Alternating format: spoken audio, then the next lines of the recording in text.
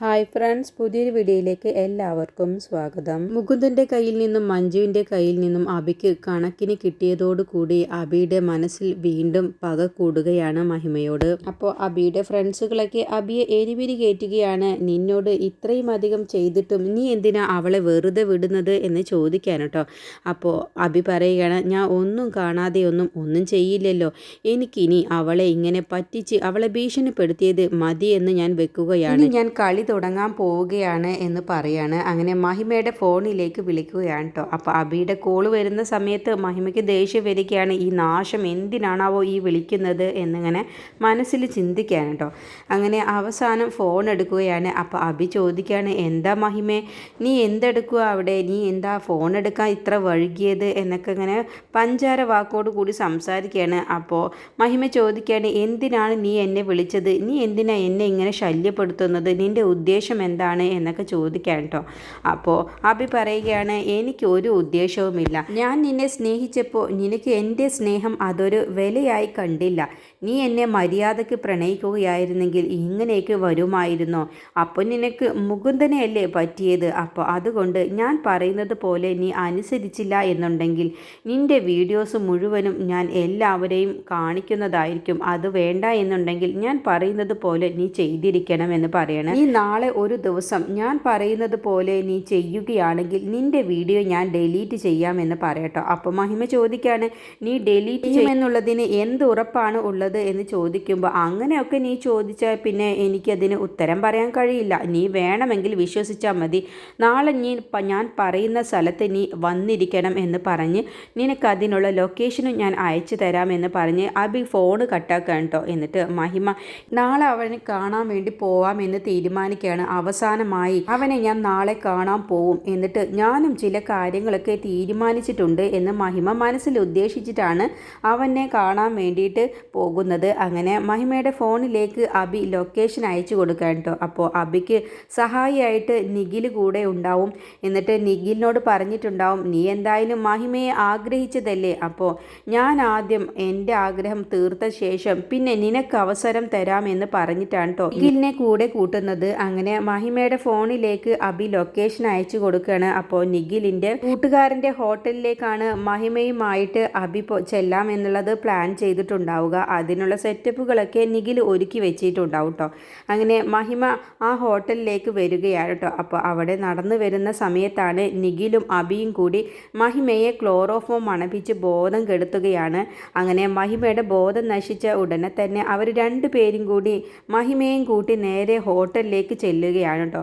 എന്നിട്ട് ഹോട്ടലിൽ മഹിമയെ റൂമിൽ ബെഡിൽ കൊണ്ടുപോയി കെടുത്തുകയാണ്. അങ്ങനെ അബി നിഖിലിനെ ആ റൂമിൽ നിന്ന് പുറത്താക്കുകയാണ് കേട്ടോ. എന്നിട്ട് പറയുകയാണ്, എൻ്റെ കാര്യം ആദ്യം സാധിക്കട്ടെ, എന്നിട്ട് മതി നിനക്കുള്ള അവസരം. ആ സമയത്ത് ഞാൻ നിന്നെ വിളിക്കാം, അപ്പോൾ നീ ഇവിടേക്ക് വന്നാൽ മതി എന്ന് പറഞ്ഞ് നിഖിലിനെ റൂമിൽ നിന്ന് പുറത്താക്കിയ ശേഷം കഥകങ്ങ് കുറ്റിയിടുകയാണ് കേട്ടോ. അപ്പോൾ നിഖിലേക്ക് ചെന്ന ശേഷം ആ ഫ്രണ്ടുമായി സംസാരിക്കുകയാണ്. എന്താ നിഖിലെ, നിന്നെ കാര്യം കഴിഞ്ഞപ്പോൾ നിന്നെ അവൻ ഒഴിവാക്കിയോ എന്ന് ചോദിക്കുമ്പോൾ, അവനല്ലെങ്കിലും അങ്ങനെ തന്നെയാണ്, എന്നെ ഇതുവരെ ഓരോന്ന് പറഞ്ഞിട്ടാണ് അവൻ ഇങ്ങനെ മഹിമയെ ചതിക്കാൻ വേണ്ടി ഞാനും കൂടി കൂട്ടുനിന്നത് എന്ന് പറയുമ്പോൾ അയാൾ പറയുകയാണ്, അവനെ കണ്ടാൽ തന്നെ അറിയാം, അവൻ്റെ കാര്യത്തിന് വേണ്ടി മാത്രമാണ് നിങ്ങളെയൊക്കെ ഇങ്ങനെ ആയി കാണുന്നത് തന്നെ. അവൻ്റെ കാര്യങ്ങളൊക്കെ കഴിഞ്ഞാൽ നിങ്ങളെയൊന്നും അവന് ആവശ്യം പോലുമില്ല.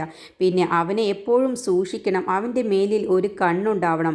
അവൻ കാര്യം സാധിച്ച ശേഷം അവൻ നിൻ്റെയൊക്കെ പേരാവും വെളിപ്പെടുത്താൻ പോകുന്നുണ്ടാവുക, നിന്നെയൊക്കെ ചതിക്കാനാണ് അവൻ നോക്കുക, അതുകൊണ്ട് നീ ഒന്ന് സൂക്ഷിച്ചോ എന്ന് പറയാൻ കേട്ടോ. അപ്പോൾ നിഖിലിന് മനസ്സിലാവുകയാണ് അവൻ്റെ സ്വഭാവം ശരിക്കും അങ്ങനെ തന്നെയാണ്, അവൻ എല്ലാവരെയും ചതിക്കാൻ മാത്രമാണ് ഇതുവരെയും നോക്കിയിട്ടുള്ളൂ എന്ന് പറഞ്ഞ് മനസ്സിലിങ്ങനെ ചിന്തിക്കാൻ കേട്ടോ. അപ്പോൾ നിഖിലിനോട് പറഞ്ഞിട്ടുണ്ടാവും അബി, നീ എന്നോടുള്ള ദേഷ്യം കൊണ്ട് ആരെയെങ്കിലും എന്തെങ്കിലും അറിയിച്ചു കഴിഞ്ഞാൽ പിന്നെ അബിയുടെ സ്വഭാവം എന്താണെന്നുള്ളത് നീ അറിയും, പിന്നെ നീ ഒന്നും ഈ ഭൂമിയിൽ ജീവിക്കാൻ പോലും ഞാൻ സമ്മതിക്കില്ല എന്നൊക്കെ അബി ഭീഷണിപ്പെടുത്തിയിട്ടുണ്ടാവും നിഖിലിനെ. അങ്ങനെ നിഖിൽ നിരാശയോട് കൂടിയിട്ട് ഹോട്ടലിൽ അവിടെ ഇരിക്കുകയാണ് കേട്ടോ. ഈ സമയം അബി കഥ കുറ്റിയിട്ട ശേഷം മഹിമയുടെ അടുത്തേക്ക് ചെല്ലുകയാണ്. എന്നിട്ട് മഹിമയോട് പറയുകയാണ്, നീ എൻ്റെ കൂടെ ഈ ഒരു ദിവസം കഴിയാൻ ആഗ്രഹിച്ചത് ഞാൻ എൻ്റെ കല്യാണം കഴിഞ്ഞ ശേഷം നമ്മുടെ ആദ്യ രാത്രിയിലാണ് ഞാൻ ആഗ്രഹിച്ചിട്ടുണ്ടായിരുന്നത്. പക്ഷേ നിൻ്റെ അഹങ്കാരം കൊണ്ടും നിനക്ക് ആ വക്കീലിനോടാണ് പ്രേമം എന്നും അറിഞ്ഞതോടുകൂടി നിന്നോടുള്ള പകയും ദേഷ്യവും ഒക്കെ എനിക്ക് കൂടുകയാണ് ചെയ്തത്. നീ മര്യാദയ്ക്ക് എന്നെ പ്രണയിക്കുകയാണെങ്കിൽ നിനക്ക് ഇങ്ങനെ ഒരു അവസ്ഥ വരില്ലായിരുന്നല്ലോ. എന്തായാലും നിന്നെ ഞാൻ ഇനി വെറുതെ വിടാനൊന്നും ഉദ്ദേശിക്കുന്നില്ല. ഈ ഒരു നിമിഷം ഓർത്ത് നീ ജീവിതകാലം മുഴുവനും ദുഃഖിക്കുന്നത് എനിക്ക് കാണണം. ഈ വക്കീലിൻ്റെ ഭാര്യയായി ജീവിക്കാൻ പോവുകയല്ലേ, അപ്പോൾ പിന്നെ ഈ ഒരു നിമിഷത്തെക്കുറിച്ച് ഓർത്ത് നീ ഒന്ന് ദുഃഖിച്ച് ജീവിക്കുന്നതും എനിക്ക് കാണണം. എനിക്ക് ഇങ്ങനെ ഒരു ദിവസം ഓർത്ത് നിന്റെ ജീവിതകാലം മുഴുവൻ മറക്കാൻ കഴിയരുത് എന്നൊക്കെ സ്വയം മനസ്സിലിങ്ങനെ മഹിമയുടെ മുഖത്ത് നോക്കിയിട്ട് അബി ഇങ്ങനെ പറയുകയാണ് കേട്ടോ. അങ്ങനെ അബി ഷർട്ടൊക്കെ മഹിമയെ നശിപ്പിക്കാൻ വേണ്ടി ഒരുങ്ങുകയാണ് കേട്ടോ. അപ്പോഴാണ് കതകിൽ വന്ന് ഒരാൾ തട്ടുന്ന സൗണ്ട് കേൾക്കുന്നത്. അപ്പോൾ വീണ്ടും അബി ഷർട്ട് ഇടുകയാണ്. എന്നിട്ട് ആ കതക് പോയി തുറന്ന് നോക്കുന്ന സമയത്ത് അപ്പോൾ അവിടെ ആരെയും കാണുന്നില്ല കേട്ടോ. അപ്പോൾ നിഖിലിൻ്റെ പണി തന്നെയായിരിക്കും അങ്ങനെ കതകിൽ വന്ന് തട്ടുന്നതും അബിയെ ഒന്ന് പേടിപ്പെടുത്താൻ വേണ്ടിയിട്ടൊക്കെയുള്ള കാര്യങ്ങൾ ചെയ്യുന്നത്. അപ്പോൾ നിഖിൽ അവിടെ നിന്നും മാറി നിൽക്കുകയാണ്. അപ്പോൾ അബി നോക്കുന്ന സമയത്ത് ആരെയും കാണുന്നില്ല എന്ന് കാണും. വീണ്ടും മഹിമയുടെ അടുത്തേക്ക് അങ്ങ് ചെല്ലുകയാണ് കേട്ടോ. എന്നിട്ട് മഹിമയെ നശിപ്പിക്കാൻ വേണ്ടി അബി നോക്കുകയാണ് കേട്ടോ. അപ്പോഴാണ് പെട്ടെന്ന് മഹിമയ്ക്ക് ബോധം വരുന്നത്. അങ്ങനെ തൊട്ടരികിൽ തന്നെ അബി ഇരിക്കുന്നതും കിടക്കുന്നതും കാണുന്ന സമയത്ത് മഹിമയ്ക്ക് അങ്ങ് പേടിയാവുകയാണ് കേട്ടോ. അങ്ങനെ മഹിമ കൊതറി എണീക്കുകയാണ്. എന്നിട്ട് അബി അപ്പോൾ മഹിമയെ അങ്ങ് ബലം പിടിച്ച് കീഴ്പ്പെടുത്താൻ വേണ്ടി ശ്രമിക്കുന്ന സമയത്ത് മഹിമ അബിയെ അങ്ങ് തള്ളി മാറ്റുകയാണ് കേട്ടോ. എന്നിട്ട് അവിടെ നിന്നും ഓടി പോവുകയാണ് നേരെ ബാത്റൂമിലേക്ക്. അപ്പോൾ കതക് കുറ്റിയിട്ടതുകൊണ്ട് തന്നെ മഹിമയ്ക്ക് പുറത്തേക്ക് പോകാൻ കഴിയുന്നില്ല. അങ്ങനെ ബാത്റൂമിലേക്ക് കയറിയ ശേഷം കയ്യിലെ ഞരമ്പ് മുറിക്കുകയാണ് കേട്ടോ. ആ സമയത്ത് അബിയാണെങ്കിൽ മഹിമയുടെ പുറകെ ചെല്ലുകയാണ് കേട്ടോ. പക്ഷേ മഹിമ ആ കതക് അങ്ങ് അടച്ചതുകൊണ്ട് തന്നെ അബിക്ക് പിന്നെ മഹിമയുടെ അടുത്തേക്ക് ചെല്ലാൻ കഴിയുന്നില്ല. അങ്ങനെ മഹിമ ഞരമ്പ് മുറിച്ച ശേഷം അബിയൊക്കെ ആകെ പേടിക്കുകയാണ്. എന്നിട്ട് അബി നിഖിലിനെ വിളിക്കുകയാണ്. അങ്ങനെ നിഖിൽ കൂടി റൂമിലേക്ക് വരികയാണ്. എന്നിട്ട് കതക് തുറന്ന ശേഷം അതിൽ മഹിമ ഞരമ്പ് മുറിച്ച് കയ്യിലെ ബ്ലഡൊക്കെ ആയിട്ട് ബോധം കെട്ട് കിടക്കുന്നത് കാണുകയാണ്. അപ്പോഴത്തേക്കും അവർ രണ്ടുപേരും കൂടി മഹിമയും കൂട്ടി ഹോസ്പിറ്റലിലേക്ക് എത്തിക്കുകയാണ്. അങ്ങനെ ഹോസ്പിറ്റലിൽ എത്തിയ ശേഷമാണ് അവിടുത്തെ ഡോക്ടർ മഞ്ജുവിനെ വിളിച്ച് ഇക്കാര്യം പറയുന്നത് കേട്ടോ. അങ്ങനെ മഞ്ജു വെപ്രാളം പിടിച്ച് ഹോസ്പിറ്റലിലേക്ക് വരികയാണ്. എന്നിട്ട് ഡോക്ടറോട് ചോദിക്കുകയാണ്, എന്താണ് എൻ്റെ മഹിമയ്ക്ക് ഉണ്ടായത് എന്ന് ചോദിക്കുമ്പോൾ അതൊന്നും ഞങ്ങൾക്കറിയില്ല, കുട്ടി കയ്യിലെ ഞരമ്പ് മുറിച്ചിരിക്കുകയാണ് എന്ന് പറയട്ടോ. അത് കേൾക്കുമ്പോൾ മഞ്ജു ആകെ അങ്ങ് ഷോക്കായി പോവുകയാണ് കേട്ടോ. എന്താവും എൻ്റെ മഹിമയ്ക്ക് എന്ത് പ്രശ്നം കൊണ്ടായിരിക്കും, അവൾ ഈ കല്യാണം ഇഷ്ടമില്ലാത്തത് കൊണ്ടായിരിക്കുമോ ഇങ്ങനെ ഒരു കടുങ്കൈ ചെയ്യാനേ എന്നൊക്കെയാണ് കേട്ടോ മഞ്ജു ആ സമയത്ത് ചിന്തിക്കുന്നത്. അങ്ങനെ ഡോക്ടറോട് ചോദിക്കുകയാണ്, എങ്ങനെയുണ്ട് മഹിമയ്ക്ക് എങ്ങനെയുണ്ട് എന്നൊക്കെ ചോദിക്കുമ്പോൾ കൃത്യസമയത്ത് തന്നെ ഇവിടെ എത്തിച്ചതുകൊണ്ട് ഇപ്പോൾ കുഴപ്പമൊന്നുമില്ല എന്ന് പറയാണ്. അങ്ങനെ മഹിമ മരണത്തിൽ നിന്നും രക്ഷപ്പെടുകയാണ് കേട്ടോ. അതോടുകൂടി ഇനി അബിയുടെ കള്ളത്തരം പുറത്താവാൻ പോവുകയാണ്. അങ്ങനെ മഞ്ജുവിനോട് മഹിമയ്ക്ക് എല്ലാ സത്യവും തുറന്നു പറയേണ്ടി വരികയാണ്.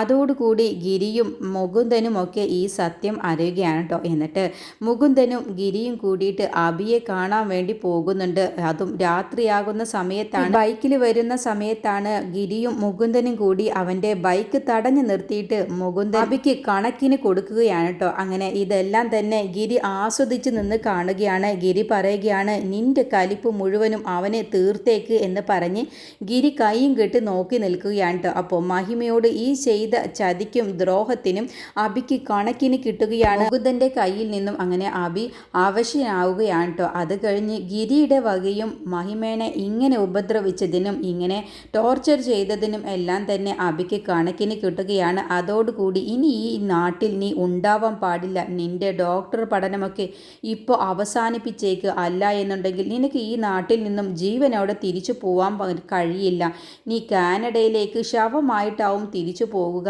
എന്ന് പറയാണ്. അങ്ങനെ അബിയുടെ കോളേജ് പഠനവും അതോടുകൂടി നിർത്തുകയാണ് കേട്ടോ. അങ്ങനെ അബി ജീവനും കൊണ്ട് ആ നാട്ടിൽ നിന്നും പോവുകയാണ്. അത്രമാത്രം അധികം ഗിരിയുടെ കയ്യിൽ നിന്നും അബിക്ക് കിട്ടുകയാണ്. ഗിരിയും മുകുന്ദനും മാറി മാറി അബിയെ ഒരു പരുവമാക്കുകയാണ് കേട്ടോ. അങ്ങനെ അതോടുകൂടി അബിയുടെ കള്ളത്തരം അവസാനിക്കുകയാണ്. മഹിമയുടെ പ്രശ്നം അവസാനിച്ചതോടുകൂടി ഇനി മഞ്ജുവിനാണ് അടുത്ത പ്രശ്നം വരാൻ പോകുന്നത്. മഞ്ജു എല്ലാ തെളിവോട് കൂടി ശാലിനിയെ അറസ്റ്റ് ചെയ്യുകയാണ്. എന്നിട്ട് ജയിലഴിക്കുള്ളിലാക്കുകയാണ്. അതോടുകൂടി ഗോപാൽജിയുടെ യഥാർത്ഥ സ്വഭാവം ഇനി ഗിരി കാണാൻ പോവുകയാണ്.